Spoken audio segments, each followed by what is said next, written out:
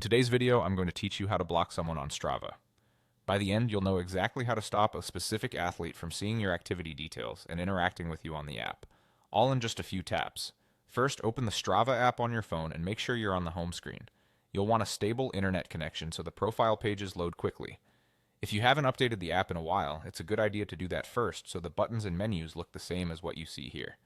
From the home screen, use the search feature to find the athlete you want to block. On most devices, the search bar is at the top of the screen. Tap it, type the athlete's name, and then select the correct profile from the results.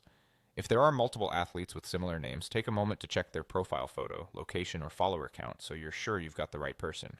You need to be on their profile page, not on one of their individual activity posts, for the next step to work.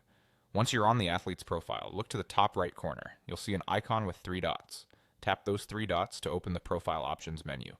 This menu is where Strava groups account-level actions related to that specific athlete. In the menu, choose Block this athlete. Strava will show a confirmation prompt asking if you're sure. This extra step helps prevent accidental blocks, especially if you tapped the menu by mistake. If you're certain you want to proceed, confirm by tapping Block again. That's it, the block takes effect immediately. After you block someone, they won't be able to follow you, view your activity details, or interact with your posts through comments or kudos.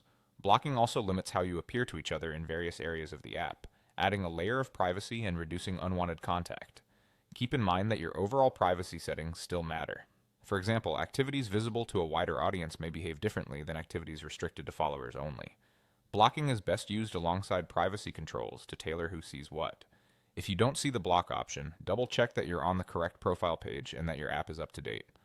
Also, a quick tip, take a moment to confirm you've selected the right athlete before you finalize the block, especially if several people share similar names. And that's how you block an athlete on Strava quickly and confidently. Thanks for watching, and I hope this walkthrough helps you keep your training feed comfortable and focused.